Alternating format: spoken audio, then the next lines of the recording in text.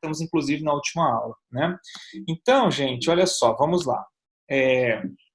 Esse é o nosso roteiro, que eu já tinha conversado com vocês. Todos esses tópicos foram abordados praticamente quase que todos na prova. Eu fiz algumas questões bem abrangentes assim para que a gente abordasse praticamente todos esses tópicos.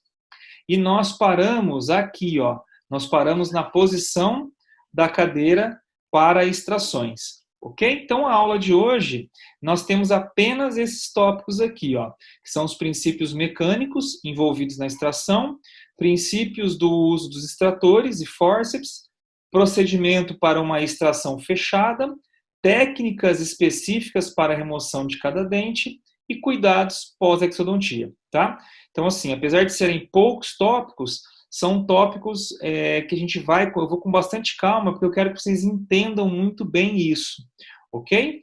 E aí, o que vai acontecer? Quando nós voltarmos para o presencial, antes da gente fazer a técnica exodôntica em laboratório, que é o nosso laboratório, aí a gente vai, no mesmo dia ali, eventualmente, projetar para vocês novamente. Tá?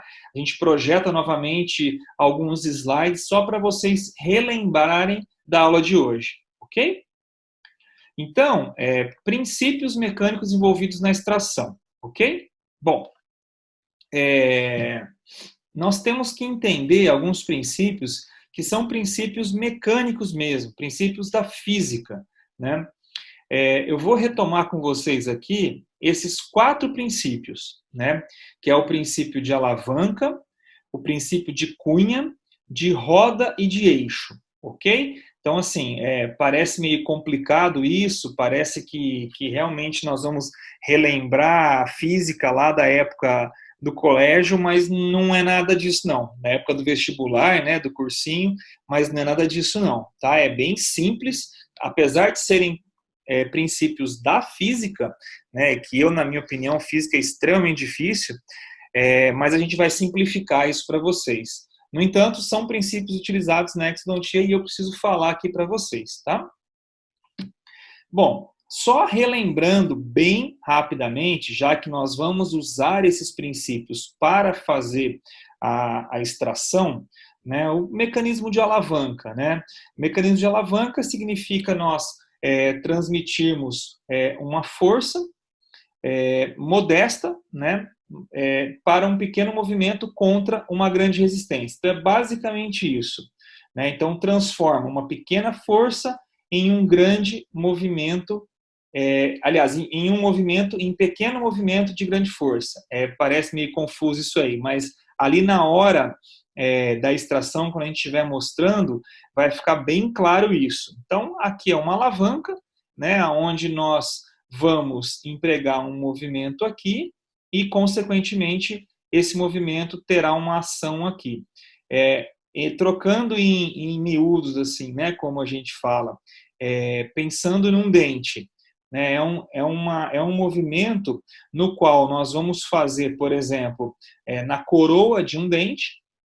Imaginem que aqui é a coroa de um dente, e esse movimento vai ser transmitido, por exemplo, para a região da raiz, né? Então, eu faço uma alavanca, eu faço um movimento na minha coroa e esse dente ele sai do alvéolo com força lá embaixo na raiz. Na prática vai ficar muito mais fácil, mas eu quero que vocês relembrem o conceito de alavanca, né? Que é transmitir uma força num ponto e essa força ser intensificada no outro ponto. Tudo bem? Parece complicado, mas na prática fica tranquilo. Ó, basicamente isso, tá, gente? Ó, então, olha só, eu faço um movimento, por exemplo, para extrair o dente aqui, né? A partir do momento que eu jogo esse meu extrator aqui para baixo, eu pego o cabo dele. Imagine vocês que eu estou aqui com a minha mão. Eu vou jogar a minha mão para baixo, esse dente vai sair nesse sentido do longo eixo. Então, não deixa de ser uma alavanca, né? Não deixa de ser uma alavanca. Então, a alavanca a gente aplica aqui, o movimento vem para cá. Aqui é a mesma coisa, ó.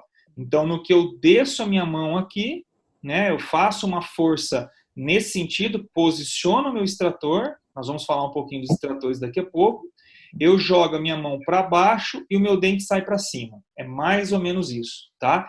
É fazer uma força para um lado e o dente, através de um movimento aqui na região apical, né, uma força que vai ser transmitida na região apical, esse dente ele vai sair no sentido do seu longo eixo. Então, nada mais é do que isso o movimento de alavanca para a exodontia, tá bom? Cunha, né? A cunha, ela parte do princípio da física, acaba sendo até uma lei de Newton, para quem vai lembrar das leis de Newton, né? De que dois corpos não ocupam o mesmo lugar no espaço ao mesmo tempo. Então, significa dizer que eu vou inserir o meu extrator, ou até mesmo o meu fórceps, como eu vou mostrar daqui a pouco para vocês, dentro do ligamento periodontal. Esse fórceps vai querer pegar o espaço ali onde está o dente, e o dente não tem como ficar ali, ele vai acabar saindo. É mais ou menos isso, né? Vamos ver aqui. Olha só, movimento de cunha, né? Movimento de cunha. Então, eu vou inserir aqui, nessa região, por exemplo, um extrator reto ou um extrator apical. Eu estou querendo tirar essa raiz.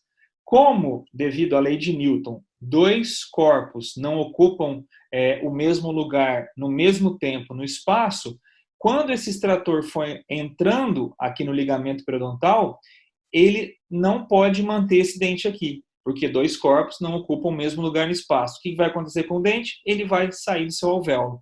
Então, é uma lei da física, é um movimento mecânico da física, só que ele é empregado muito facilmente aqui para a gente na exodontia. Tudo bem? Então, vamos lá. Vamos retomar rapidinho aqui, que isso aqui é muito importante. Então, novamente, alavanca. Alavanca, eu vou fazer uma força, eu vou posicionar o meu extrator, faço uma força contrária para onde eu quero que o dente saia. Tudo bem? Então, a minha força é para cá, para baixo, e o dente vai sair para cima, simulando uma alavanca. Então, isso é o movimento de alavanca. Cunha é aquela ideia de que dois corpos não ocupam o mesmo lugar no espaço no mesmo tempo. Então, no que eu insiro esse extrator no meu ligamento periodontal, não tem como ficar esses dois corpos aqui. Obviamente que o dente é mais frágil do que o extrator, que é de metal, e esse dente ele está ligado por um ligamento periodontal aqui, e ele vai acabar saindo aqui. Então, também não deixa de ser uma força no sentido oposto, né? Porque eu vou inserir nesse sentido e o dente vai sair aqui. Mas não é uma alavanca. Vejam que não é uma alavanca, é uma cunha. Eu estou inserindo no ligamento periodontal.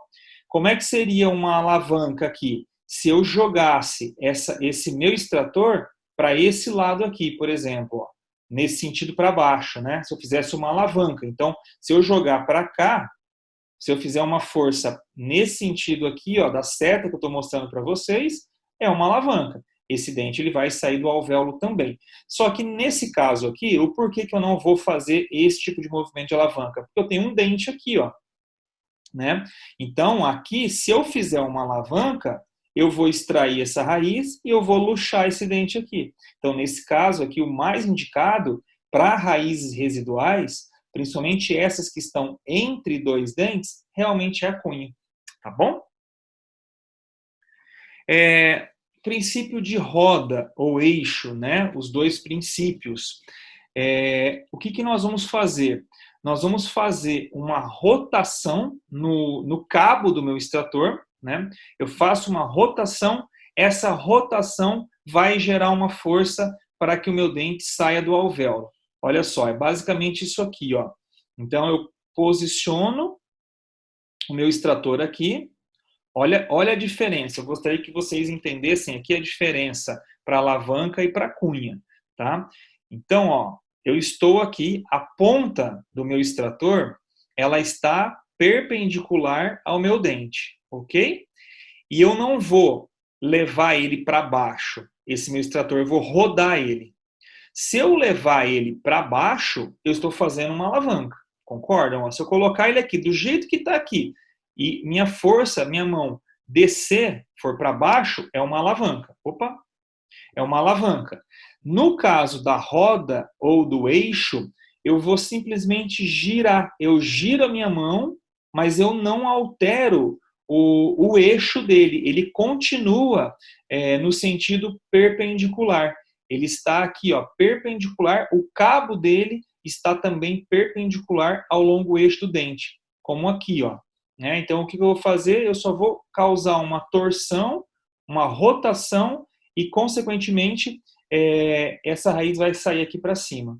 Tudo bem? Tranquilo até aqui, gente? Então, olha, são conceitos básicos que eu procurei alguns exemplos bem interessantes aqui para que ficasse mais leve, porque tem livros que a gente vai estudar isso aqui e o cara tenta colocar realmente coisas da física e aí acaba complicando a nossa vida. Né? Então, não é essa a minha intenção. Eu quero facilitar para que vocês consigam entender. Na prática, na aula prática de laboratório e depois na clínica, quando vocês forem fazer as primeiras extrações, nós vamos retomar todos esses conceitos. Né? Mas o que eu queria é que vocês fixassem isso, né? Lembrassem desses 3 movimentos, basicamente, né? Que é quando eu jogo o meu extrator que está aqui para baixo, então eu fiz um movimento no meu cabo aqui para baixo e o dente saiu para cima. Movimento de cunha, aonde eu insiro e esse extrator metálico vai concorrer com o espaço da minha raiz, consequentemente a raiz sai do alvéolo. Então é uma cunha. E o movimento de torção do cabo, que eu vou fazer uma torção do meu cabo e essa raiz ela vai sair porque ela vai rodar e vai acabar sendo expulsa do alvéolo. Tudo bem até aqui? Vamos lá. Então, os princípios mecânicos são esses. Agora nós vamos começar a entrar um pouco mais na prática, né? Nós vamos ver os princípios de uso dos extratores e dos fórceps, tá? Então, olha só, os extratores, geralmente, eles vão na exodontia básica, que é essa que hoje eu estou mostrando para vocês, relatando para vocês, na exodontia básica, geralmente os extratores, eles vão apenas deixar o dente luxado. Deixar um dente luxado significa deixar o dente mole. Ele vai luxar o dente. Então, todas as vezes que a gente falar assim, ó, comece a luxar o dente, né? Vocês vão começar a deixar o dente mais com uma maior mobilidade para que ele seja extraído, né? Depois do extrator, a gente pega o fórceps e termina de tirar o dente. Então, geralmente é essa sequência, uma sequência que a gente gosta de utilizar na clínica, porque a gente entende que é muito mais fácil dessa forma. Ok?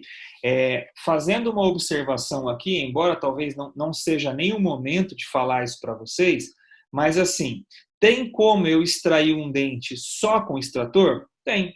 Né? A gente faz muito isso.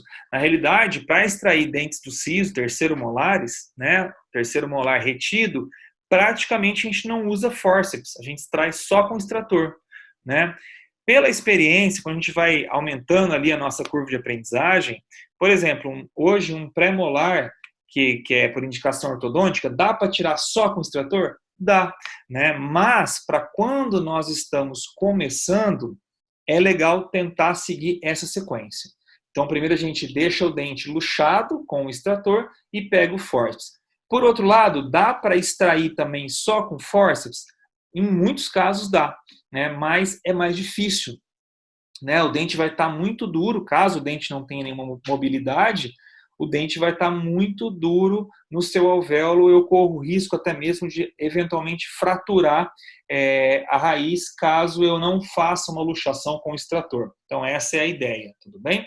Então a gente primeiro faz uma luxação com o extrator, que é deixar o dente mais mole, e depois a gente finaliza. Agora, claro, o paciente com uma doença periodontal bem elevada, né, bem avançada, o dente já tem mobilidade, eu não vou ficar perdendo tempo de ficar ali utilizando o extrator. Não tem problema nenhum eu já partir direto com o fórceps. Né? Eu estou imaginando um dente que ele está rígido, eventualmente. que ele está sendo um dente por indicação ortodôntica, por exemplo, um pré-molar, né? Ou um primeiro molar que está com a coroa destruída, né? E aí a gente faz a opção por não restaurar, o dente tem uma indicação porque a coroa está amplamente destruída, mas ele está rígido, ele está forte ali no alvéolo, ele não tem mobilidade, então é muito mais fácil a gente começar a luxação com o extrator e depois partir para o fórceps, ok? Então, o extrator é esse aqui, ok? Então, esse é um extrator apical, é aquele que eu mostrei para vocês no movimento de cunha, certo? É esse extrator aqui, a gente usa muito ele para o movimento de cunha, é o extrator bem assim, bem utilizado mesmo. O extrator, basicamente, ele é composto por um cabo, né, por uma haste, que é essa região aqui, essa haste, e pela lâmina, né? A lâmina é a ponta ativa do extrator. Então, esse é o extrator que vocês vão utilizar. E o nome correto mesmo é extrator, né? Extrator é o nome mais correto, ok? Esse é um exemplo de um extrator. Outros extratores, então esse aqui é o 304, tá, gente? Vocês vão utilizar ele.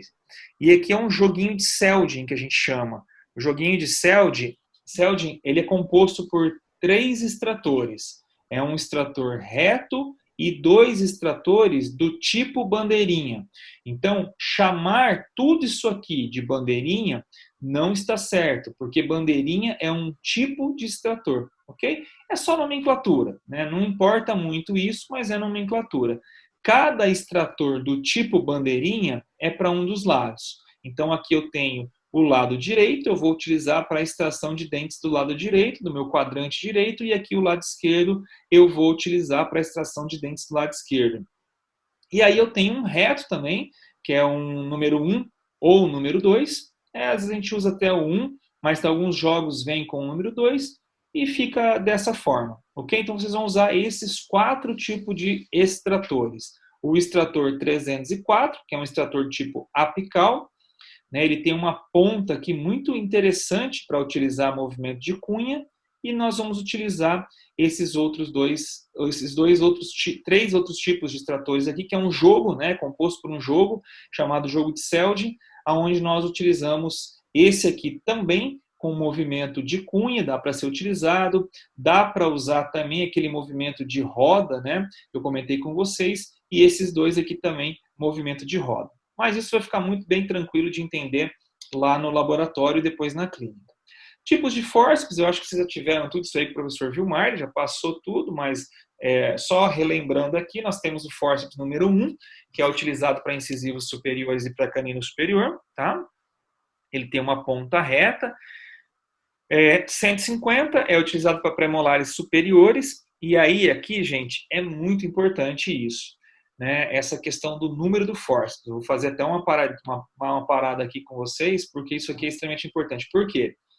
Porque não é por acaso que esses fórceps são indicados para cada grupo de dentes, ok? Isso a gente vê cair em concurso de prefeitura, até concursos mais avançados, muitas vezes eu já vi cair, prova de residência, prova de especialização em cirurgia, cai esse tipo de conceito, apesar de ser um conceito muito básico, mas ele faz toda a diferença, né? Esses números, eles são desenvolvidos, esses extratores, eles são desenvolvidos de modo que a ponta ativa, esses fórceps, aliás, são desenvolvidos de modo que a ponta ativa deles se adapte perfeitamente a um grupo de dentes, né? Então, o que o cara fez aqui para construir? O engenheiro, né? O engenheiro que fez esse tipo de fórceps, que desenhou, ele pegou um incisivo superior e pegou um canino e fez uma ponta que encaixasse nesses dois dentes. Basicamente é isso.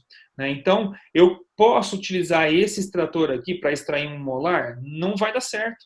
Não vai dar certo. Ele tem uma ponta muito fina para extrair um molar, ele não tem uma angulação para extrair um molar, então vai dar errado, né? Vai dar errado não só no sentido de que vai dificultar a extração, vai dar errado no sentido de que pode escapar, você vai tentar tirar um molar inferior, por exemplo, com o extrator número 1, vai escapar, você vai ter dificuldade, eventualmente vai ter um escape muito forte, vai bater no molar superior e vai fraturar o molar. Então nós somos bem rígidos assim na clínica com vocês, com relação a isso, né? Utilizar o fórceps correto para aquele grupo de dentes. Então, isso vai com certeza cair em provas na vida de vocês, aqui na graduação, vai cair em prova também, porque realmente é algo muito importante. Saber qual o número de fórceps é desenhado para cada grupo de dentes, tá? Vamos ver se tem alguma pergunta aqui, gente. Vamos lá. Vamos lá. Isso, beleza. Tá, o Vilmar não deu aula de instrumentais. Beleza, tranquilo. Não tem problema não. Que bom que eu estou retomando, então, e a gente vai dar um jeito de inserir essa aula para vocês, tá? Vou pedir para o professor Vilmar, então, dar essa aula para vocês. Ele deve ter dado para o terceiro noturno, então, para a curativa 1 do terceiro noturno. Eu peço para quinta-feira que vem, aliás, terça-feira que vem, dar essa aula para vocês, ok? Mas não tem problema nenhum, não. Não fica fora de sequência, porque a aula de instrumentais ela acaba sendo muito mais ampla do que a aula de exodontia, tá bom? Fiquem tranquilos aí, não vai ter problema nenhum com relação a isso. Tá. O Eldo já deu instrumentais, então não vai precisar. Tranquilo, beleza, legal, perfeito. Então, se ele já deu, legal. Então, vamos lá. O número 151, ele foi desenhado, né, essa pontinha deles aqui, essa ponta ativa dele, foi desenhado para incisivos inferiores, canino inferior e pré-molar inferior, ok? Para os dois tipos de pré-molares, né, para o primeiro e para o segundo pré-molar. Olha como que muda, né, gente? Olha como que a ponta é diferente, o cabo aqui é diferente. Esse é um 18R, molares superiores do lado direito. Ok? Então, eu tenho que, quando for extrair um molar, eu tenho que utilizar ele, porque a ponta ativa dele é para molar superior do lado direito. Tudo bem? 18L, molar superior do lado esquerdo, sempre vou utilizar. Por quê? Porque ele tem uma ponta aqui, ó, que é específica para isso. Ela tem um desenho aqui, ó, que vai encaixar na furca do dente, de modo que esse dente consiga ser extraído de uma maneira muito tranquila, tá? E o 17, ele é universal para molares inferiores, tanto do lado direito como do lado esquerdo. Então, não tem essa diferenciação para lados, tudo bem? Então, vamos lá. Assim como os extratores tinham ali alguns movimentos, né, que eu comentei com vocês, que inclusive são movimentos da mecânica, são movimentos da física, os fórceps também têm movimentos, sendo que os principais movimentos são 5. Eu tenho o fórceps com uma pressão apical, uma força vestibular, uma força palatina ou lingual, dependendo se eu estou extraindo o dente na região da maxila ou da mandíbula. Eu tenho uma rotação e tenho uma força de tração. Então, basicamente, para tirar qualquer dente que seja, eu vou utilizar esses movimentos, ok? Quando é que eu não vou utilizar o movimento de rotação, que eu vou comentar daqui a pouquinho com vocês? Quando eu tenho mais de uma raiz, ok? Então, quando eu tenho duas raízes, eu evito o movimento de rotação, porque nesse ato de fazer uma rotação, depois no exemplo vai ficar mais claro para vocês, eu quebro a raiz, eu fraturo a raiz, ok? Então, para dentes posteriores, aonde eu tenho mais de uma raiz, que eu suspeito de ter mais uma raiz, né, eu não uso o movimento de pressão rotacional. Se eu estou na dúvida, estou extraindo um pré-molar, eu estou na dúvida, a radiografia não deixou muito bem claro se eu tenho duas raízes ou não, eu não sei se essa raiz ela está fusionada ou não, por via das dúvidas, não faça movimento de rotação, ok? Eu consigo tirar o dente sem esse movimento. No entanto, para incisivos e para para caninos e para incisivos, eu posso fazer sem medo o meu movimento de rotação. Ok? Então vamos lá, vou descrever eles para vocês, tá? Eu vou descrever esses 5 movimentos aqui para vocês. Então, apical. Então, a partir do momento que eu posicionei, e eu vou comentar daqui a pouquinho com vocês qual é a técnica para posicionar o meu fórceps aqui, mas só para adiantar, eu preciso posicionar o mais para baixo possível, ok? Então, o quanto o meu fórceps entrar aqui, ó, subgengival, eu tenho que descer. Qual vai ser o stop, né? Qual vai ser o momento de eu saber aonde eu tenho que parar? Quando não for mais, né? Quando bater no osso alveolar aqui, eu paro. Mas eu preciso levar ele o mais apical possível e eu já vou mostrar um exemplo mostrando o porquê disso, tá? Então, a partir do momento que eu faço a colocação do meu fórceps aqui, e um detalhe, gente, a posição do meu fórceps, esses braços do meu fórceps sempre devem estar em contato com a vestibular e com a palatina, ou lingual, ok? Eu nunca posiciono o meu fórceps nas proximais. Não existe preensão de fórceps na distal e na mesial, tá? Sempre o meu fórceps será colocado, as pontas serão colocadas, uma por vestibular e outra por palatina ou lingual. Isso é extremamente importante, ok? Isso é princípio básico mesmo de exodontia. E o que eu faço no meu movimento apical? Eu coloco uma força para o ápice. Por isso que ele chama movimento apical. Eu posicionei, olha aqui a flecha, ó. Eu vou jogar uma força para baixo com o meu fórceps. Okay? O que eu faço aqui? Quando eu jogo isso para baixo, eu já começo a ter uma dilatação do meu alvéolo nessa região aqui, ó. Olha a setinha aqui, ó. A partir do momento que esse dente ele entra, como essa região aqui, ó, cervical, ela é um pouco mais grossa do que essa região aqui de terço superior, né, da minha raiz, então eu já vou começar a ter uma luxação, uma prévia de uma luxação. Esse alvéolo já começa a abrir aqui, e eu também, quando eu jogo esse dente para baixo, eu já tenho um esmagamento nessa região do ápice das minhas fibras do ligamento periodontal. Por que o dente ele não sai, né? Por que o dente não cai? Porque ele está preso pelo ligamento periodontal, né? Então, porque senão o dente ele cairia da boca. Tanto é que quando ele perde o ligamento periodontal por uma doença periodontal, ele cai. Né? Então, o paciente, geralmente, já vi paciente, vários, vai chegar para vocês, o paciente chega com o dente na mão, fala, doutor, tá aqui, ó, tirei o dente caiu na minha boca, eu peguei ele, ou então engoli o dente. Por que isso aconteceu? Porque todas as fibras do ligamento periodontal foram embora pela doença. Num dente como esse, eu tenho o ligamento periodontal aqui, ó, toda essa região. Então, o dente ele não sai tão fácil assim. Então, primeiro eu preciso começar a expandir, preciso começar a esmagar essas fibras aqui para que depois eu consiga tirar o meu dente. Então, pressão apical, força no sentido do longo eixo do dente para o ápice. Ok? Um detalhe aqui, né? Um detalhe aqui. Comentei com vocês aqui, ó, que eu preciso evitar uma pressão rotacional em dentes que têm mais de uma raiz, ok? Né? Vocês anotaram isso aí. É básico, tá? Aqui tem uma observação também, né?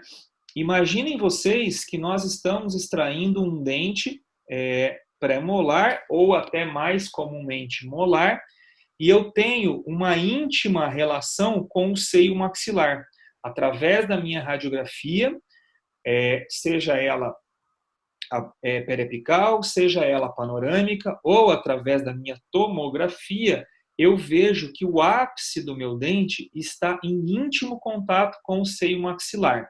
E isso vai acontecer geralmente em pré-molares, né, ou até molares superiores. Eu devo, nesse caso, evitar o movimento apical. Ok? Porque se o meu seio maxilar está bem aqui, ó, colado, e existe até aquelas situações, não sei se vocês vão lembrar, da aula de interpretação radiográfica, onde faz uma cúpula, o seio faz uma cúpula. Ele vem aqui, ó, ele chega aqui embaixo, na região do ápice, ele contorna o ápice e continua aqui, ó. Isso acontece por uma pneumatização do seio maxilar. É o seio maxilar ganhando o alvéolo, ele vai descendo aqui para o alvéolo. Só nessa região que ele não consegue descer, porque eu tenho o apoio da raiz. Nesse caso de íntima relação com o meu seio maxilar, eu não posso fazer o meu movimento apical, porque senão eu faço uma comunicação bucosinusal nessa região aqui, ó. Ok? Então, Eu não uso rotação, para dentes com mais de uma raiz e eu não uso o movimento de pressão apical quando eu tenho meu seio maxilar aqui. Tranquilo? Força vestibular. O que significa a força vestibular? É eu pegar o meu fórceps, que já está aqui, tá? Ele já está aqui posicionado, e eu vou fazer uma força com o cabo para vestibular, ok? No sentido dessa flecha. Quando eu faço isso, o que eu estou fazendo aqui? Eu estou dilatando o meu alvéolo nessa região aqui, eu estou esmagando as fibras do ligamento periodontal aqui, e eu estou rompendo as fibras do ligamento periodontal aqui. Certo? Ó, é isso aqui, né? Consequentemente, eu tenho uma ação em ápice também, né? Começo já a ter uma dilatação do meu alvéolo em ápice também, porque se a minha coroa vem para cá, né? Consequentemente, a minha raiz, a ponta da minha raiz, o meu ápice vem para cá. Então, eu começo aqui já a esmagar essa fibra também, romper essa aqui, só que isso é mais acentuado nessa região, ok? Depois da minha força vestibular, eu tenho a minha força palatina, que nada mais é do que o sentido oposto. Então, eu jogo o cabo do meu fórceps para cá. O que vai acontecer? Eu vou terminar de romper, de esmagar as fibras aqui, da palatina ou da lingual, que seja. Aqui, essas fibras que eu já esmaguei no movimento vestibular, eu acabo por romper ela, e da mesma forma eu tenho uma região aqui do ápice também trabalhando, tá? Depois desse movimento, eu faço a minha pressão rotacional, caso eu esteja diante de um dente uniradicular, ok? Então eu posso fazer uma torção, uma rotação nesse sentido aqui, também com o intuito de dilatar esse alvéolo, com o intuito de começar a terminar de romper essas fibras, e por fim eu faço a minha força de tração, que é aquela aonde eu vou pegar o meu fórceps e vou fazer um movimento contrário ao da inserção do dente, querendo já tirar esse dente meu do alvéolo. Ok, gente? Eu vou retomar daqui a pouco tudo isso aqui, tá? Então, ó, é agora mesmo, na realidade. Então, eu preciso pensar isso aqui, eu quero que vocês pensem isso em conjunto, com uma sequência mesmo, tá? Porque essa que é a ideia. Então, assim, esses movimentos, eles não serão separados. Eu não vou colocar o meu fórceps aqui e vou fazer a força apical, aí eu vou tirar meu fórceps, vou descansar um pouco, depois vou colocar de novo, vou fazer vestibular, daí eu descanso um pouco, tiro meu fórceps, depois... Não, não é assim, tá? É uma sequência de movimentos. É um depois do outro. Sempre assim, tá? Sempre assim. Então, a partir do momento que eu posicionei o meu fórceps aqui, o mais apical possível, eu não vou tirar mais. Eu não vou tirar mais. Então, aí, o que eu vou fazer? Posicionei meu fórceps, já jogo esse dente para apical. Beleza. Joguei para apical, já jogo para vestibular, meu fórceps. Joguei para vestibular, jogo para lingual. Joguei para lingual, é um dente uniradicular? É um dente uniradicular. Faço uma rotação no longo eixo aqui do meu cabo e depois eu tiro ele para baixo. Sempre acontece assim de uma vez? Pode ser que sim, né? Com a experiência, mesmo tirando um dente firme, um dente rígido, imaginem vocês que é um pré-molar para uma indicação ortodôntica, a gente faz isso aqui uma vez só e o dente já está na mesa, já saiu. Agora, quando nós estamos começando, não é bem assim. Ok? Desculpa. O que fazer então? Eu faço essa sequência, né? Então eu jogo o dente para baixo, jogo o dente para vestibular, jogo o dente para lingual, é uma raiz, rotaciono e tento puxar ele para fora do alvéolo. Ah, professor, mas não veio. Tudo bem, eu volto tudo de novo. Ok? Eu volto tudo de novo. Apical, vestibular, lingual, rotação, tento tirar ele. Não veio ainda. Volto tudo de novo. Tá? Percebam vocês que cada vez que a gente voltar esses passos, o dente ele vai cada vez mais expandir o alvéolo.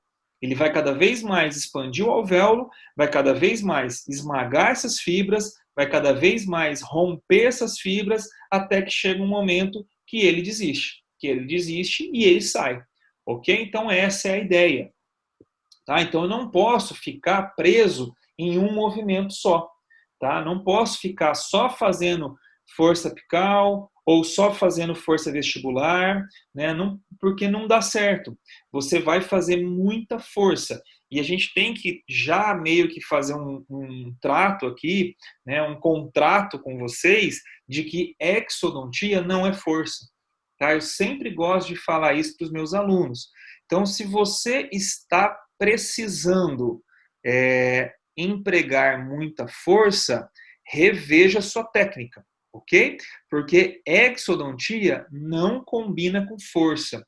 Né? Até tem alguns caras assim que são da linha mais machista, né? Que diz assim, cirurgia não é para mulher. Né? Acho que as meninas já ouviram isso aí, né?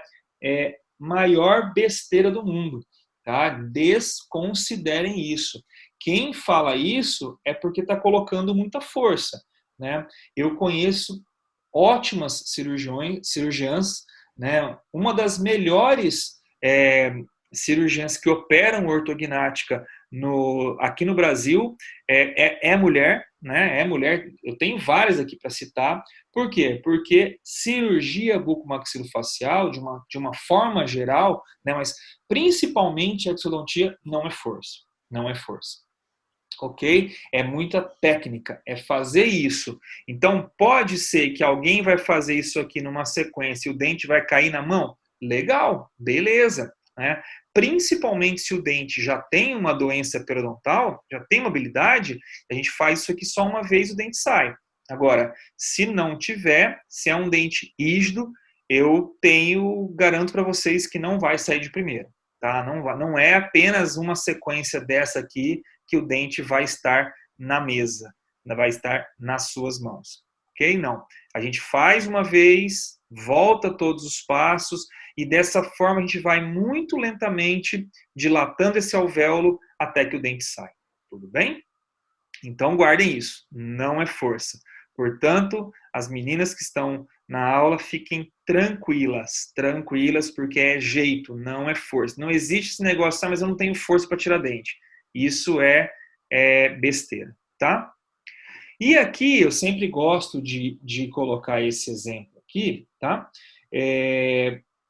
No comecinho ali da aula eu falei para vocês que a ponta ativa do meu fórceps, ela precisa estar o mais apical possível, tá?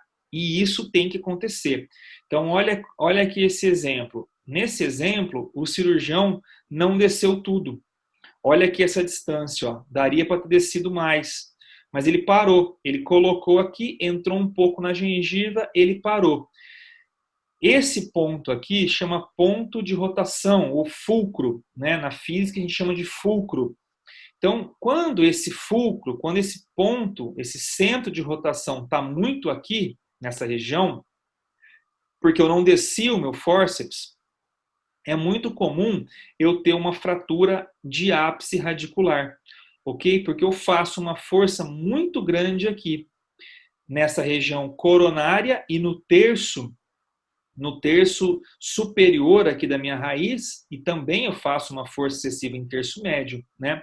Agora, quando eu vou o mais para baixo possível, ou nesse caso aqui o mais para cima, né, possível, estou subindo o meu fórceps, o mais próximo possível do ápice, eu jogo esse centro de rotação, esse fulcro, mais para baixo, de modo que eu tenho uma força sendo aplicada igualmente aqui e aqui. E aí eu não tenho fratura radicular.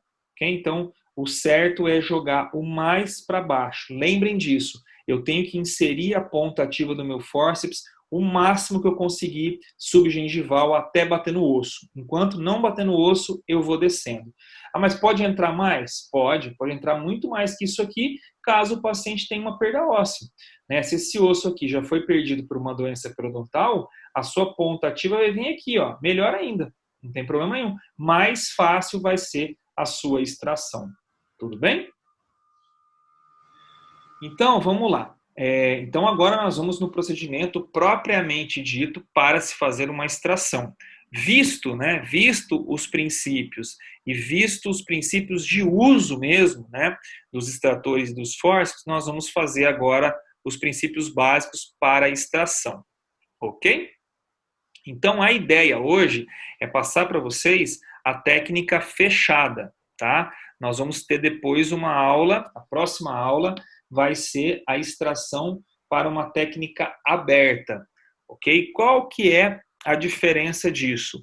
A diferença disso é que na técnica fechada, ela é considerada uma técnica simples, porque eu não faço nenhum tipo de retalho, eu não abro a minha gengiva, ok?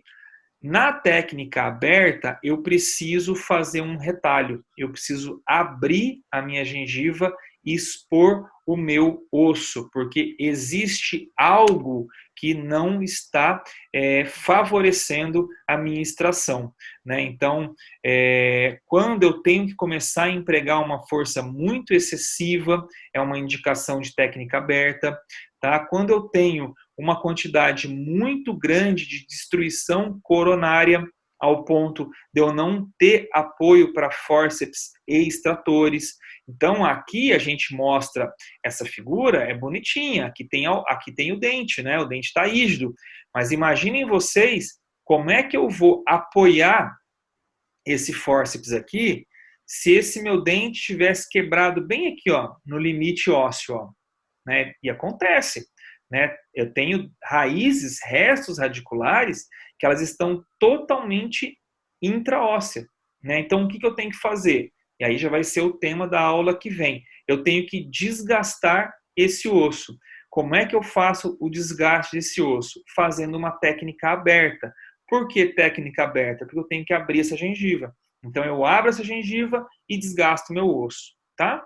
Então, mas isso aí vai ser na próxima aula. Ou então, eu tenho tecido mole, eu tenho que abrir um pouco, eu não estou nem enxergando a minha raiz, não tenho como posicionar o meu fórceps ou o meu extrator. Quando eu tenho uma coroa muito frágil, que eu já sei que vai quebrar, então tem uma restauração muito ampla, tem uma prótese fixa muito antiga ali, então às vezes vale a pena abrir. E todas as vezes que a gente tiver uma dificuldade de acesso a uma raiz, como eu acabei de mostrar para vocês, eu preciso lançar mão de uma técnica aberta que nós vamos discutir na próxima aula. Bem? Então vamos lá. Quais são as etapas, né? Então agora nós vamos aplicar tudo que nós aprendemos de princípios de uso de extrator e fórceps para fazer uma técnica fechada. Tudo bem? Então vamos lá. As 5 etapas do procedimento de extração fechada. Então, a etapa 1, eu preciso fazer uma liberação dos tecidos que estão aderidos na porção cervical do dente. Daqui a pouco eu vou mostrar isso aqui para vocês, tá? Etapa 2, eu vou luxar o meu dente com o extrator, como eu comentei com vocês lá no início. Então, eu dou uma força, né? Eu faço um começo, dou uma começada a luxar com o meu extrator. Deu uma luxadinha, né? Ganhou um pouco ali de expansão alveolar, eu faço a adaptação do meu fórceps o mais apical possível, mais próximo do meu ápice possível, faço a luxação do meu dente e removo o meu dente. Ok? Então vamos lá, vamos escrever isso aqui, ó. Então olha lá. Então a liberação dos tecidos, eu preciso fazer o quê? Um descolamento, né? A gente chama de sindesmotomia, um descolamento dos tecidos moles que estão aderidos ao dente. Para quê? Para que eu tenha local, para que eu tenha espaço para inserir as pontas ativas, tanto do meu extrator como do meu fórceps, porque senão eu vou lesar minha gengiva. né? Eu vou machucar, eu vou lesar, eu vou dilacerar a minha gengiva, porque eu não tenho como já colocar direto a ponta ativa. Então eu abro um pouco de caminho, abro um pouco de espaço, que é o que está mostrando aqui na foto. Então eu tenho um descolador, isso aqui é um descolador ou um sindesmótomo, como queiram chamar, e o que eu vou fazer? Como primeiro passo, eu não posso usar extrator e eu não posso usar fórceps sem que eu faça esse tipo de procedimento. Então eu vou pegar aqui o meu descolador, né, que é esse aqui no caso é um descolador de Molt, eu tenho descolador de Molt e tenho descolador de FRIR, e eu vou passar em toda essa região vestibular e palatina, tá? E palatina, soltando essa gengiva que está aderida. Essa etapa, gente, é uma boa etapa para a gente verificar a nossa anestesia, né? É o primeiro passo. Você fala para o paciente, olha, eu não vou começar ainda não, tá? Eu só vou fazer um teste aqui para ver se está tudo anestesiado. E nisso que você fala que você vai fazer um teste, você já pega um extrator, já pega um extrator não, já pega um descolador ou um sindesmótomo e já começa a extrair. Ou seja, você já começou o processo de exodontia. Não precisa nem falar para o paciente isso ainda, mas você já começou. A partir do momento que a gente já está descolando aqui, nós já estamos na etapa 1, né? Então, nós vamos verificar se está tudo bem com a anestesia, porque se nesse ponto inseriu a ponta do extrator, do descolador aqui, inseriu a ponta do descolador, o paciente já deu um pulo, quer dizer, como é que eu vou começar a luxar o meu dente, tentar extrair o meu dente se o paciente já sentiu nessa etapa? Então eu tenho que voltar e anestesiar melhor o meu paciente, tá? Então essa é a ideia. Então já é uma etapa importante para vocês já sentirem ali como é que está a anestesia e aquilo que eu já comentei, ó, permite com que eu posicione os meus extratores e os meus fórceps, ou o meu fórceps, o mais apicalmente possível, né? Porque eu estou descolando. A partir do momento que eu estou descolando, depois a ponta do meu extrator ou a ponta do meu fórceps, ela entra mais aqui, né? Porque eu já descolei essa região que está, que tem uma gengiva inserida. Tudo bem? Segundo passo, eu vou luxar um pouco o meu dente com o extrator. Eu vou dar um início, né? Então eu faço um rompimento do meu ligamento periodontal, começo a fazer uma expansão, começo a dilatar o meu alvéolo. Com o quê? Com o extrator. Então é basicamente isso aqui, ó, gente, né? Normalmente, o que a gente faz? Nesses dentes que estão rígidos, eu começo com um extrator reto, né? Eu coloco um extrator aqui, com muito cuidado com o dente do lado, tá? Mas isso a gente vai treinar vocês, né? Na verdade, o apoio desse extrator aqui vai ser nesse osso aqui, tá? E o movimento é feito no dente. Eu não vou usar esse meu dente como apoio para luxar esse outro, porque senão eu vou luxar os dois, ok? Então, eu insiro o meu extrator, no caso, um extrator reto perpendicular, ó, então ele está fazendo 90 graus com o longo eixo do meu dente, ok? E coloco dentro do espaço interdental, bem aqui no osso, tá? Mas quando é que eu consigo fazer? Quando eu fiz o descolamento da minha papila. Porque senão, se eu fizer isso aqui, eu esmago minha papila aqui. Eu vou esmagar minha papila. Então, minha papila já vai estar descolada, porque eu fiz a minha primeira etapa, que é a minha etapa de liberação dos tecidos moles. A partir disso, eu já soltei essa papila aqui, ó. Essa papila já está solta. Então, eu consigo colocar o meu extrator aqui sem machucar a minha papila. Tudo bem? E aí eu vou fazer um movimento de roda, né, que eu comentei com vocês. Pode ser um movimento de roda. Então eu faço uma rotação no meu cabo aqui e aí esse dente já começa a sofrer um processo de luxação. Com o tempo, com a experiência, vocês vão conseguir já tirar esse dente? Vão, já acontece. Mas isso é uma curva de aprendizagem. Não queiram fazer isso logo de início. Às vezes vocês vão ver a gente fazer isso, né?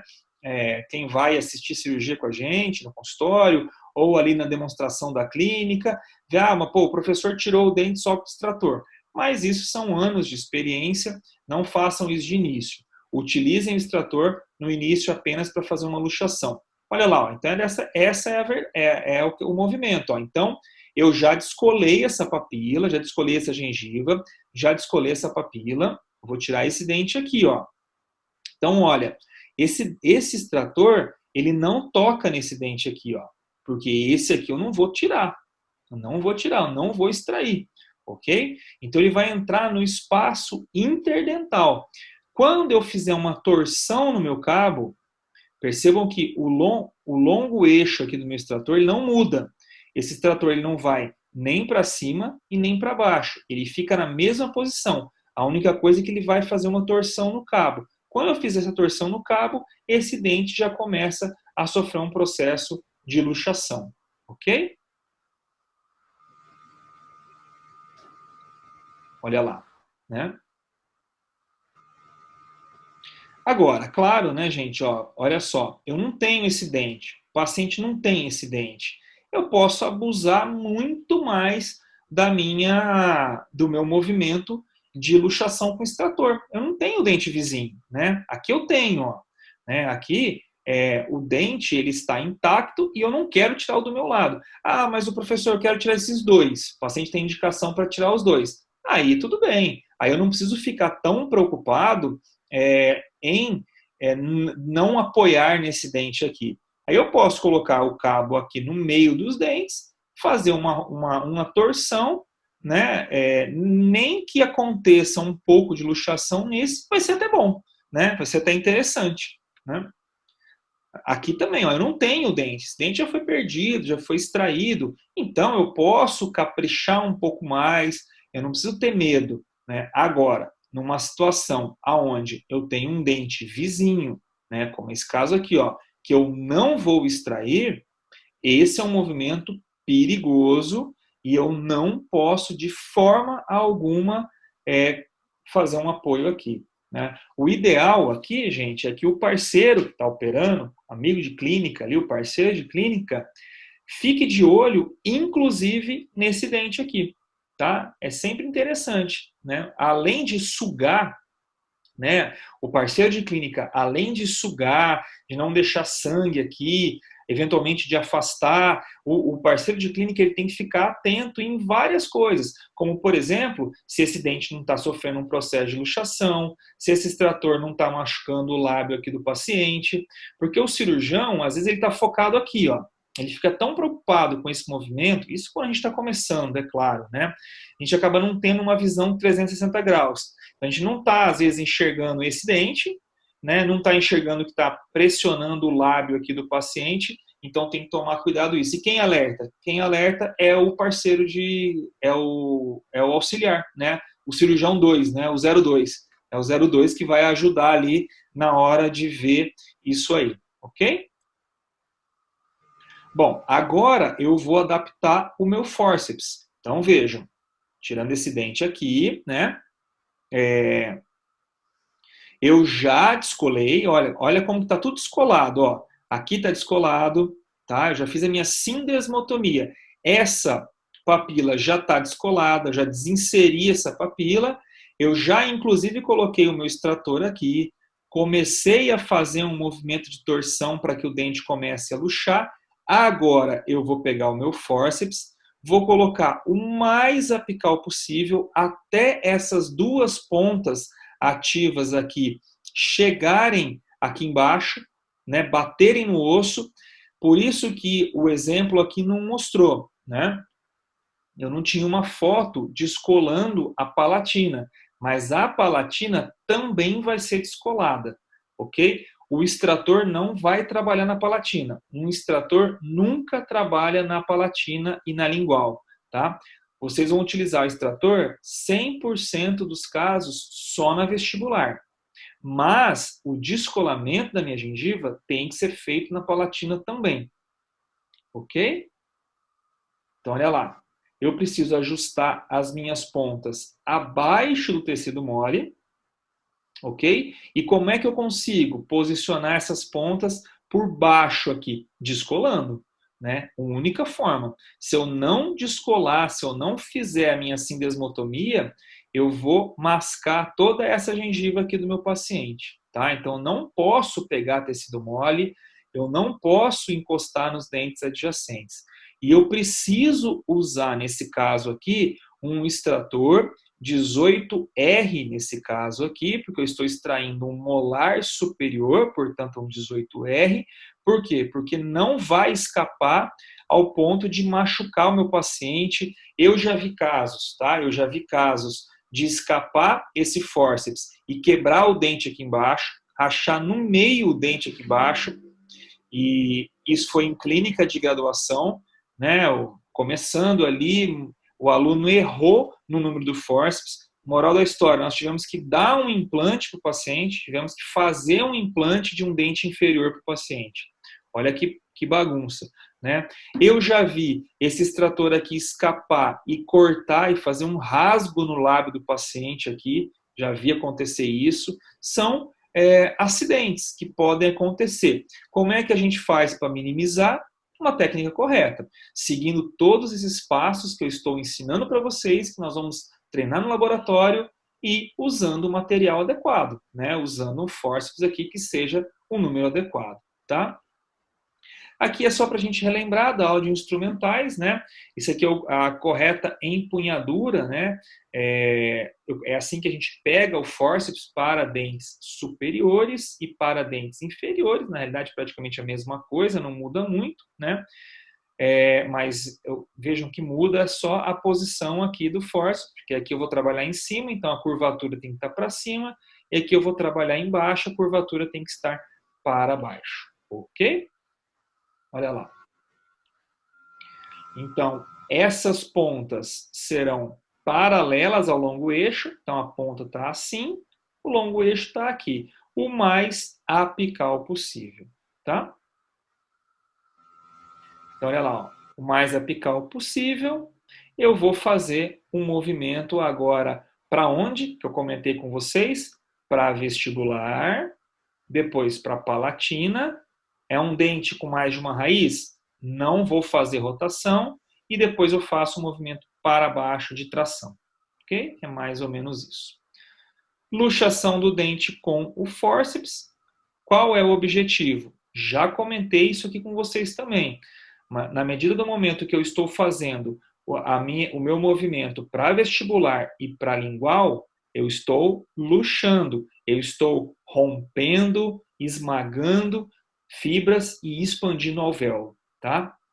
É essa que é a verdade. Isso que é importante também, tá? Já vi cair em inúmeras provas, a gente sempre pede também nas nossas provas da faculdade, porque também é importante. Qual é a minha tábua óssea aonde eu vou colocar uma maior amplitude de movimento? Tá? Então aqui, ó, né, eu falei para vocês, gente, eu tenho que levar esse dente aqui para vestibular e depois para a palatina. Qual que é a minha maior amplitude, né? Para qual desses dois lados que eu levo mais o meu fórceps, que eu coloco a minha mão, a minha força com maior amplitude? Sempre vai ser para a região de tábua óssea de menor resistência.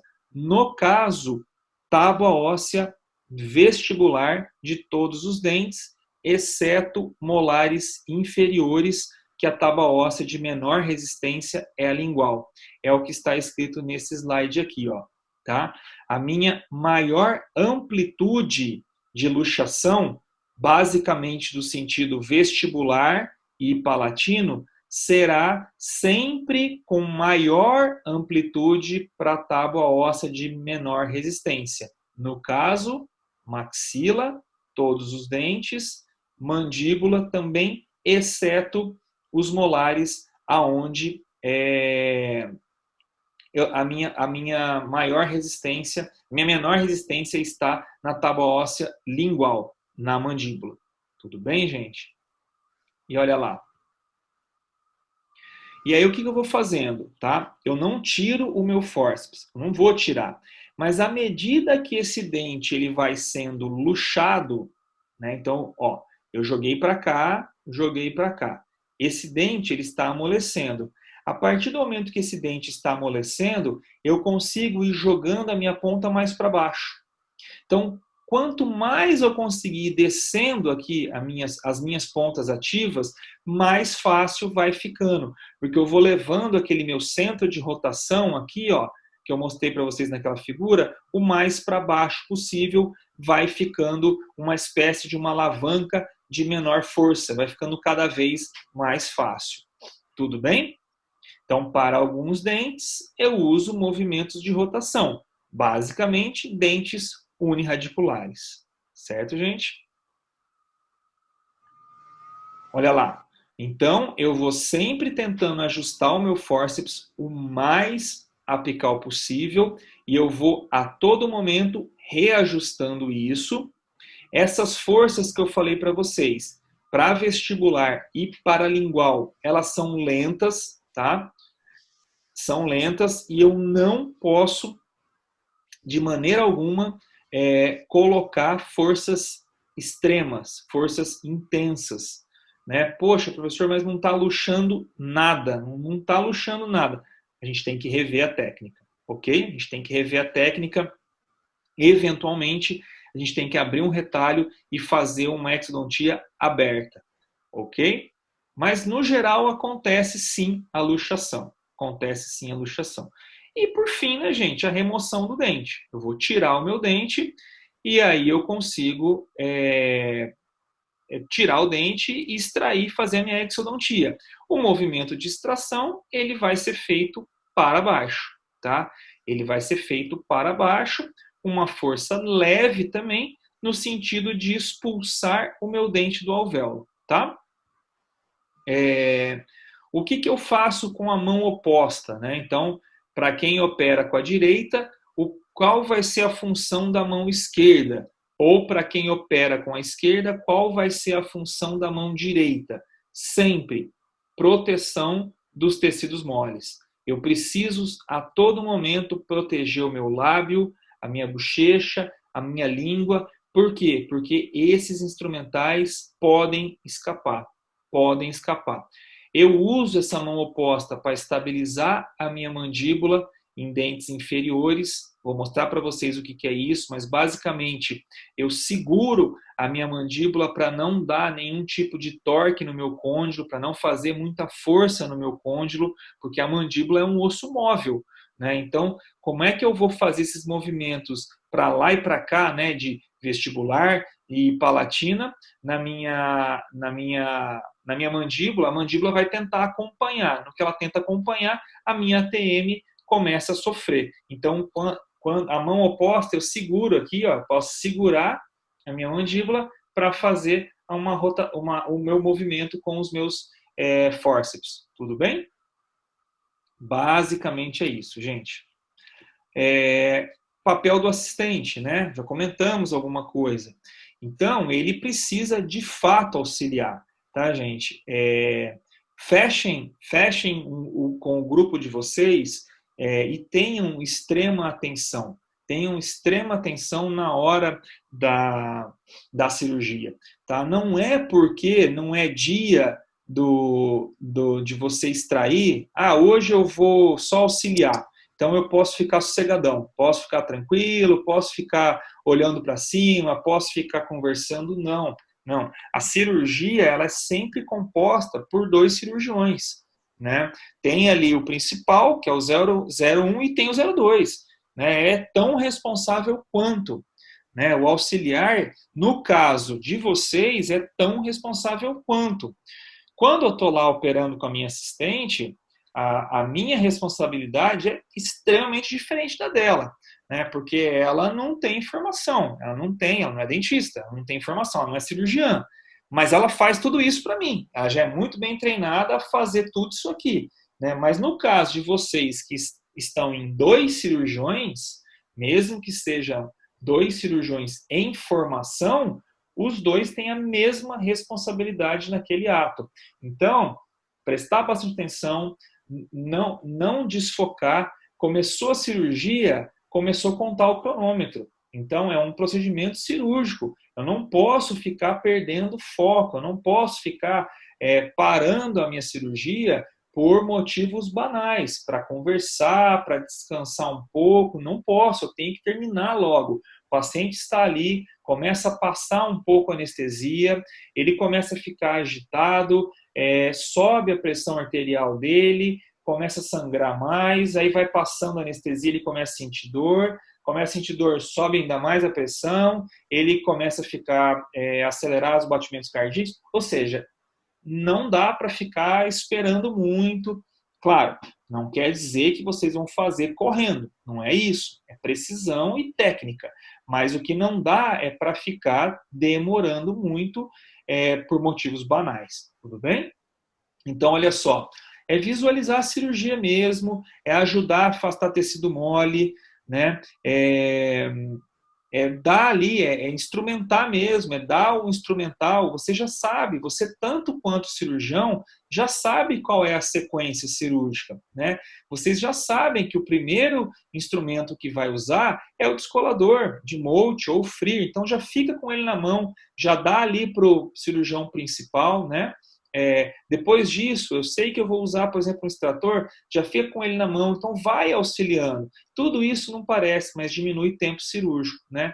E, claro, aspirar sangue, saliva, né? Irrigor, é ele que vai sugar ali, mas sempre de olho, sempre orientando o cirurgião. E é claro, né? Eu acho que os professores já falaram isso para vocês algumas vezes, vocês devem conversar o mínimo possível durante uma cirurgia e se atentar com o que vai falar ali naquele momento. Falar coisas estritamente necessárias para o procedimento cirúrgico. Não ficar com outro tipo de conversa paralela, não fazer comentários do dia passado, do que vocês fizeram, né, deixaram de fazer, ou então, ainda pior, né, comentar coisas externas acaba sendo um ato ali até meio que de desrespeito ao paciente. Ele não quer ficar ouvindo o que vocês fizeram fora dali, né? Então, conversas sobre outras coisas devem ser evitadas. E também deve ser evitado comentários que possam deixar o paciente mais ansioso, né? Como, por exemplo, falar que, nossa, como está sangrando, usar esses tipos de expressões, sabe? Nossa, está sangrando muito. Né? É comum a gente, quando está começando, né, as primeiras cirurgias, meio que no automático falar isso. Né? Nossa, está sangrando muito. Nossa, olha só como que o osso está abrindo, vai quebrar o osso. Então, o paciente que é leigo, ele está ouvindo isso aí, né, ele fica bem preocupado. Fica bem preocupado e ele começa a se alterar. Né? É aí que você perde todo o controle da cirurgia. Então, não fala. Tá sangrando pra caramba? Mantenha calma e vai fazer o seu procedimento. Não parou, né? Você usou ali uma gaze, comprimiu uma gaze. Às vezes é interessante parar um pouco, pedir para o paciente morder uma gaze, acalma um pouco, depois continua. Não parou? Chama o professor, a gente vai estar ali para ajudar vocês. Mas o paciente não precisa saber o que está acontecendo. Ok? Sempre. Bom, com relação às técnicas, né, gente? Olha só. Os incisivos, então, a gente vai usar o fórceps 1 e 150, tá? São dentes com raízes cônicas. Lembrar que os incisivos laterais apresentam raízes mais longas, porém mais finas, então tem que tomar cuidado, né? Podem apresentar curvatura distal. Isso é importante porque se isso está acontecendo, mesmo sendo um dente uniradicular, eu não devo fazer rotação porque eu fraturo essa raiz, né? Lembrar que na maxila o osso é mais fino no lado vestibular. Portanto, o meu movimento, a minha maior amplitude do movimento vai ser paravestibular. Vai ser paravestibular, tá? E aí, gente, isso aqui vai ser bem repetitivo. Ó. O fórceps o mais apical possível, movimento inicial sempre muito lento, não utilizar muita força, menos vigor, menos amplitude para o sentido palatino, tá? Que é uma tábua óssea mais firme, mais rígida, e eu posso sim fazer o movimento de rotação com cuidado no meu incisivo lateral, caso a radiografia ou a tomografia mostre que ele tem uma curvatura. Tudo bem? Então, olha lá. Incisivo, posição do paciente, posição do operador, é superior, então vou estar ali mais ou menos 9 horas ou 8 horas, como eu comentei com vocês na aula passada, e aí eu vou fazer toda aquela sequência, né, gente? Ó, eu peguei o meu fórceps, posicionei o mais apical possível, claro, já anestesiei, já descolei essa gengiva, vou o máximo que ele entra, faço uma força aqui apical, jogo o meu fórceps para vestibular, jogo o meu fórceps para palatina, faço uma rotação e vejo se ele sai. Ok? Essa é a ideia. Canino, gente, mesma coisa. Não muda nada. Mesmo fórceps, canino da maxila, né? Caninos superiores. Mesma coisa, tá? Não vai mudar nada. O osso mais mole, né? Menos rígido, é o vestibular, né? Então é muito tranquilo de fazer o canino também. Sempre lá, fórceps o mais apical possível, né? O movimento inicial é o apical, depois eu faço vestibular lingual, né? No canino eu posso tranquilamente fazer uma força rotacional, ele tem uma raiz bem bojuda, né? Então, quando eu faço essa rotação, ele já dilata bem o alvéolo, e aí depois eu tiro o meu dente. Olha só, aqui ó, é o que está acontecendo aqui. Ó. Então, movimento apical, o meu force, as pontas, o mais para baixo possível, vestibular, distal, rotação e tração. Rodo e jogo ele para baixo, ok? Muito tranquilo também de fazer, né? Aqui é só uma observação, tá? A tábua óssea vestibular, ela pode fraturar. Tá? O canino ele tem uma bossa canina, né? Que é o que está até nesse slide aqui, ó. Depois, se vocês quiserem estudar por esse slide, tá bem interessante aqui, ó. Então aqui, ó, essa bossa canina, né? É uma proeminência canina que é próprio da região ali radicular do canino. Ela deixa o osso vestibular muito fino. Então, como o canino é muito grande, o osso vestibular fica muito fino. Então, pode fraturar o alvéolo. Né? Então, quando a gente sentir essa fratura, né, eu posso deixar o osso quietinho ali, caso ele esteja aderido ao periósteo, ou então, se eu perceber que esse osso da vestibular ele está solto, eu preciso tirar ele. Tá? É porque ele não vai aderir novamente, vai haver um sequestro ósseo nessa região e esse osso ele vai ser perdido, o paciente vai ter dor, pode inclusive ter até mesmo uma alveolite. Ok? Primeiro premolar superior, fórceps 150, da maxila, tá? 150. Mesma coisa, né? Ó, só que aqui a gente tem um detalhe, né?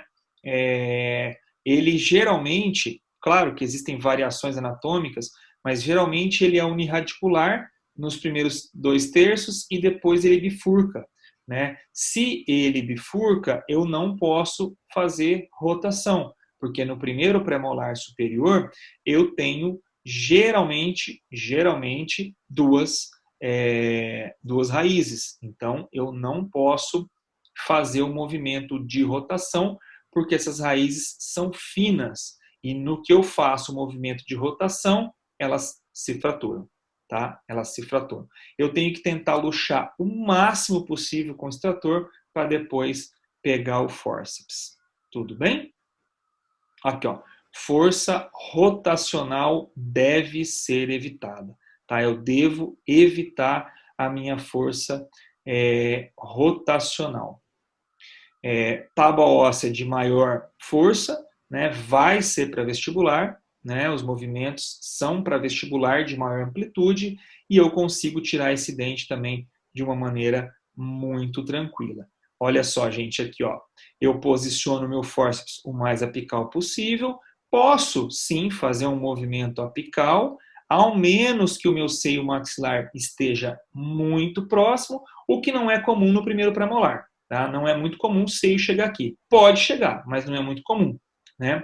Depois eu faço um movimento para vestibular, depois para palatina, tá? Sempre mais amplitude para vestibular, não vou fazer rotação. No que eu fiz vestibular, lingual ou palatina, eu já vou puxar o meu dente no sentido para baixo e levemente para vestibular. Ó, é assim que ele vai querer sair. Tudo bem? Tá tudo escrito aqui, ó. Segundo premolar, né? Segundo premolar.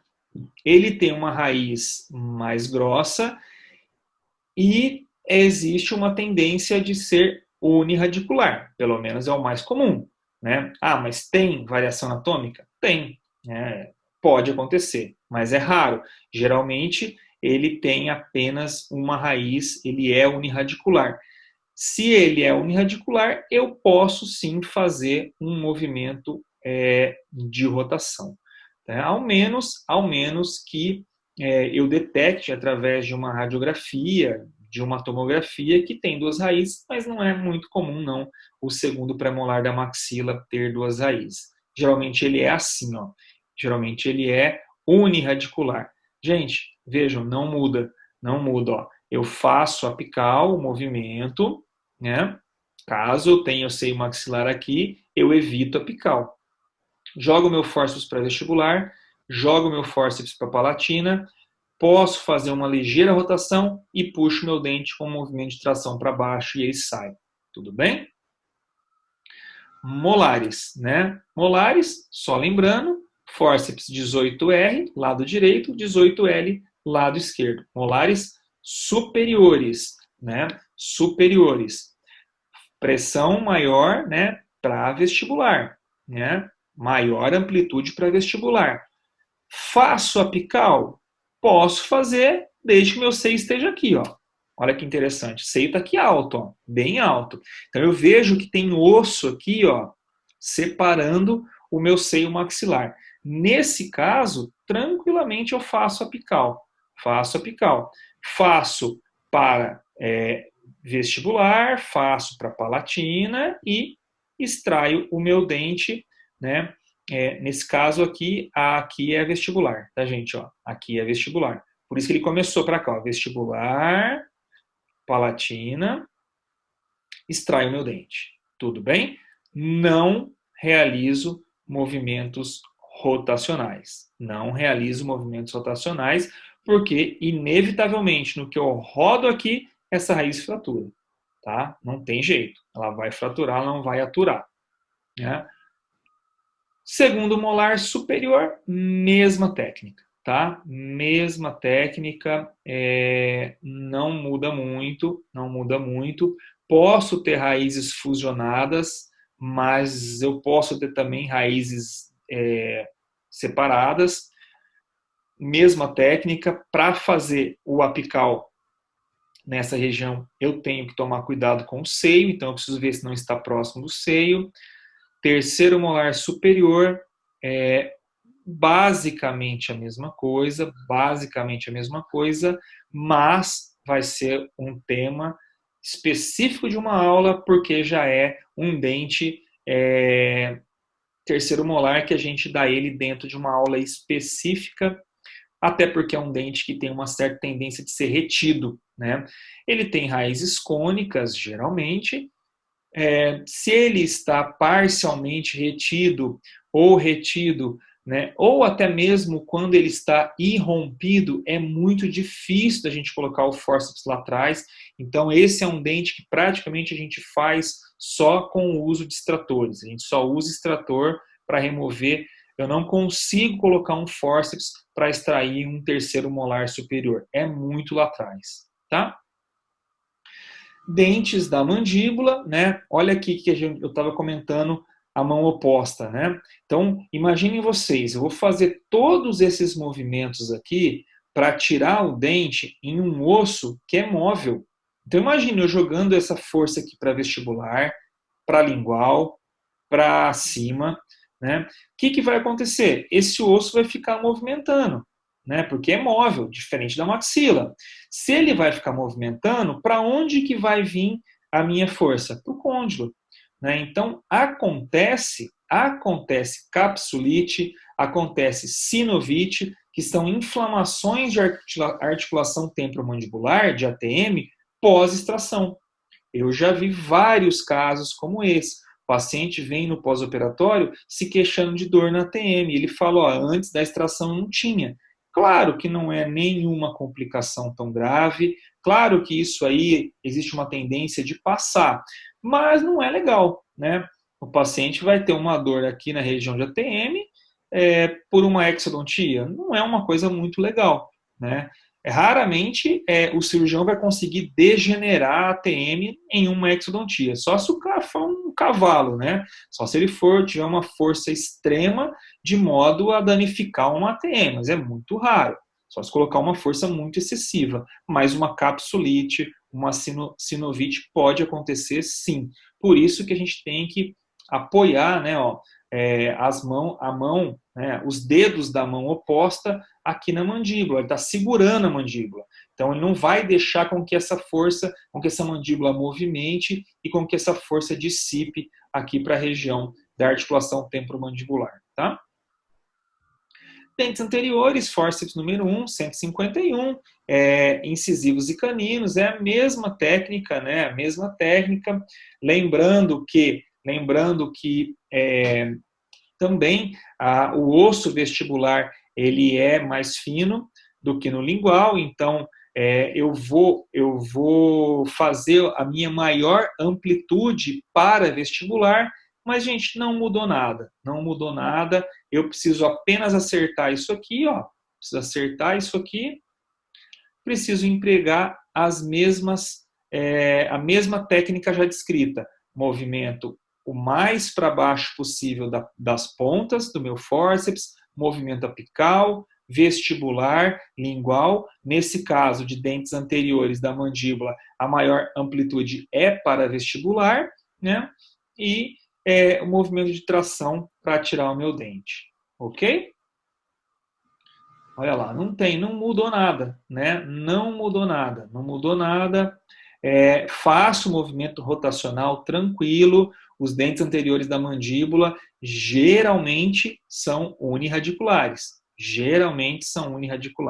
Tá? Olha lá.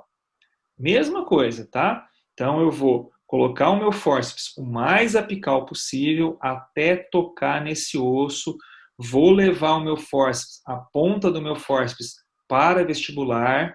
Vou levar a ponta do meu fórceps para lingual. Posso fazer uma rotação se eu quiser e vou fazer um movimento de tração para cima, para oclusal e um pouco, ligeiramente, para vestibular. E esse dente vai ser extraído, como está mostrando aqui, sempre segurando aqui a minha mandíbula, o auxiliar aqui sempre atento, enfim, né, tomando todos os cuidados necessários, tá, gente? Premolares inferiores, né? O osso é mais fino ainda na vestibular, as raízes tendem a ser retas e cônicas. Tem variação anatômica? Tem. Pode ter mais de uma raiz? Pode. Não é muito comum, né? Mas pode. O movimento vai ser vestíbulo lingual. Posso fazer rotação? Posso, desde que eu não tenha isso aqui, ó. Quando eu tenho essa dilaceração apical, no que eu faço rotação aqui, quebra bem aqui, ó. Ele não vai aturar. Se eu rodar esse dente no sentido aqui do longo eixo, com o movimento de rotação, ele vai trincar bem aqui. Esse eu já poderia, ó. Esse eu devo evitar a rotação. Como é que eu vou extrair esse dente aqui? Apenas com um ligeiro movimento apical, que eu posso fazer, vestíbulo lingual e para fora. Vestibular, lingual e para fora. Tudo bem? Também eu vou tirar ele mais no sentido vestibular oclusal, como está mostrando aqui, né? Aqui ele fez rotação? Fez, porque não tinha dilaceração radicular. Então, vamos lá, novamente, eu não vou cansar de falar, eu sei que vocês já estão cansados de ouvir, mas o fórceps, o mais apical possível, até tocar no osso, paravestibular, meu fórceps, paralingual, rotação e para fora, tá? Sempre eu faço isso, de uma vez só e o dente já sai? Nem sempre. Às vezes eu tenho que voltar para esse aqui, né? Quando é que eu não faço rotação? Nesse caso, se eu tiver duas raízes, se for uma variação anatômica, ou se eu tiver uma curvatura apical aqui, ok? E os molares inferiores é tranquilo, porque é o 17 para todos. Geralmente, tanto o primeiro como o segundo, eles apresentam duas raízes, né? Apresentam duas raízes. Então, o que eu vou precisar fazer aqui? Evitar o movimento de rotação, né? Mas, gente, não muda nada. A única coisa que muda aqui, vejam só, a única coisa que muda aqui é a amplitude do movimento vestíbulo-lingual. Aqui, nesse caso, a tábua óssea lingual ela é mais fina, ela é mais frágil. Então, a minha maior amplitude em molares inferiores, a maior amplitude é para lingual. Sabe esse movimento vestíbulo-lingual que eu faço? Eu jogo para vestibular e jogo para lingual? Nesse caso aqui, eu consigo levar ele mais para lingual, tá? E o dente vai ser extraído no sentido vestíbulo-oclusal. Olha lá, ó. Essa é a ideia, tá? Novamente, o mais apical possível, a ponta do meu fórceps. Faço o movimento apical, ótimo. Faço o movimento paravestibular, um pouco mais amplo, né? Minha amplitude um pouco mais ampla para a lingual. Não vou fazer rotação, e vou tirar esse dente no sentido ocluso, levemente vestibular. Tudo bem? Terceiros molares, assim como eu comentei no superior, vai ser uma aula à parte. Geralmente eles estão retidos. É muito difícil de colocar fórceps, assim como o superior. E aí nós vamos precisar fazer uma cirurgia aberta, mas aí é uma cirurgia que vai ficar para uma próxima aula com vocês, tá? E para a gente finalizar a aula de hoje, nós vamos falar um pouquinho dos cuidados pós-extração. Bem rápido, tá, gente? Olha só. Tirei meu dente, tá? Usei todos os conceitos que eu aprendi de mecânica, de física, descolei minha papila, luxei o meu dente um pouco ali com o meu extrator, principalmente nesse caso aqui, ó, eu jamais posso colocar a força do meu extrator nesse dente vizinho, porque ele não vai ser extraído, porque ele tem aqui uma restauração gigantesca, né? Então eu jamais posso fazer força, o meu extrator vai trabalhar entre o meu dente e entre esse osso aqui, luxei um pouquinho, peguei o meu fórceps, nesse caso eu peguei um fórceps 17, coloquei as pontas ativas dele o mais apical possível, comecei a fazer o meu movimento vestibular e lingual, nesse caso maior amplitude paralingual, porque eu estou diante de molares inferiores e a tábua óssea lingual ela é a mais frágil, a que mais cede a esse movimento. Não fiz rotação, porque ele tem duas raízes. Depois disso, fiz um movimento de tração, tirei o meu dente. Ok? Tirei o meu dente, ótimo. Eu preciso agora cuidar desse alvéolo. Não é simplesmente tirar e mandar o paciente embora. E nem também tirar e suturar. Não é essa a ideia, tá? Não é essa a ideia. Então, o que eu preciso fazer aqui? Avaliar. Eu tenho lesão periapical? Através da minha radiografia, eu vi que eu tenho lesão periapical? Eu preciso curetar esse ápice. Tá? Nesse caso aqui não tem. Né? Mas imagine vocês que eu tenho aqui um granuloma ou um cisto, eu tenho que ir lá com uma cureta, caso já não tenha saído junto com o dente, que também pode acontecer do cisto sair juntamente com a raiz, né? Com o ápice radicular, mas se não saiu, mas eu vi, eu detectei na minha radiografia, eu tenho que ir lá com uma curetinha e tirar essa lesão. Né? Claro, sempre com muito cuidado, eu não posso fazer muita pressão aqui nessa região, Por quê? No caso do inferior, eu tenho o alveolar aqui embaixo, e no caso superior, eu vou ter o seio maxilar. Mas eu tenho que curetar, se eu tenho uma lesão. E depois eu preciso irrigar muito esse alvéolo. Olha esse caso aqui que interessante. Fraturou um pedaço de uma restauração de amálgama do próprio dente que estava sendo extraído, e esse amálgama caiu no alvéolo, o cirurgião não viu, suturou e o paciente voltou com uma alveolite. Ok? Porque eu tenho um corpo estranho aqui dentro. Faltou o que aqui? Inspeção do alvéolo. Olhar o alvéolo, sugar bem o alvéolo, irrigar bem o alvéolo, tudo bem? Para antes de suturar, né? Antes de suturar. Por quê? Porque pode cair amálgama, pode cair cálculo, né? Pode cair fragmento de dente, então eu tenho que irrigar, ok? Posso fechar um pouco, né? Posso fechar um pouco o meu alvéolo ali. Às vezes eu tenho um alvéolo muito amplo. Posso fazer uma pressão ali na tentativa de voltar um pouco as corticais que foram expandidas? Posso, né? Mas eu também não vou apertar muito ao ponto delas colabarem. Em especial se eu vou colocar um implante. Se eu vou colocar um implante e eu faço uma pressão digital com o meu dedo ali, no sentido de unir as corticais vestibular e palatina, vestibular e lingual, para fechar mais fácil no alvéolo, eu vou afilar o meu alvéolo, vou deixar um alvéolo muito fino, que pode depois atrapalhar a futura colocação de um implante dentário. Então, essa compressão bidigital que a gente fala, né, deve ser evitado quando eu planejo colocar um implante, né? Se eu tiver tecido de granulação gengival, eu tenho que tirar. Geralmente, dentes que têm doença periodontal, eu tenho uma gengiva toda granulada, toda inflamada. Eu preciso curetar, preciso cortar essa gengiva que está em excesso, porque ela não vai adiantar para a cicatrização do alvéolo. Ela vai só atrapalhar, na verdade, do que ajudar, né? Faço uma palpação aqui nessa região, uma palpação óssea. Se eu ver, né, se eu detectar que eu tenho uma fratura de osso aqui, eu vou examinar, eu vou afastar um pouco aqui, eu vou examinar. Se esse osso estiver aderido ao periósteo, deixa quieto. Se ele estiver solto aqui, se eu ver que esse osso está quase querendo cair, eu tiro, ok? Eu tiro.